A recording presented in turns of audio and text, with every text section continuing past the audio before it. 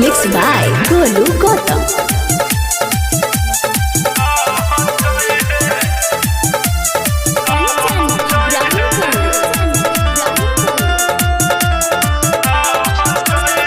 सोनी गजब तेरा नाम है, मेरा भी तो एक काम है। ओए सुन, सोनी गजब तेरा नाम है, मेरा भी तो एक काम है। हुआ कितना डिमांड तुझे कह दो ना।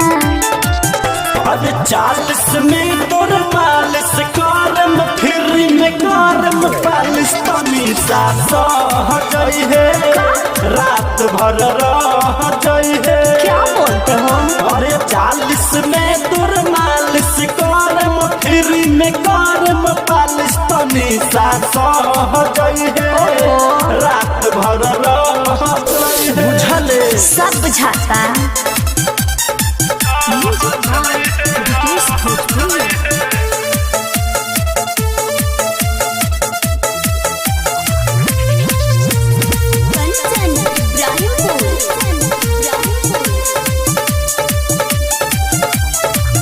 सारा यो हिरान के फंसवले बानी, पांडा जे पना जरा गहर वाले बानी।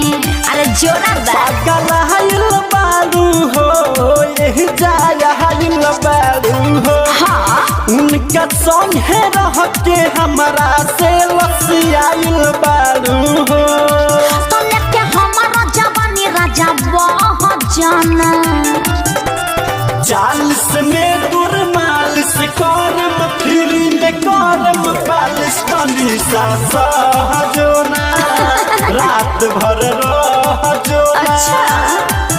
अरे 40 में दूर मालिश करम, फिर में करम पालिश तनी सा सह जई हो, रात भर रह जई हो।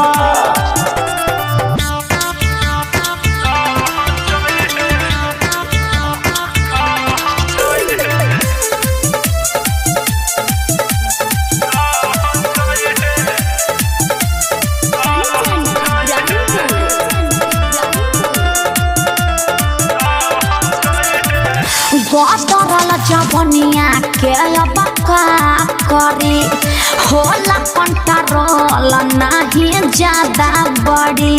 बुझला? हम का करी गोरिया, कैसे धरी गोरिया। धर जाना। छोड़ सोनू संगे से टिक हमारा यहाँ भिरिया। कबू में साथ मोरा लह जाना।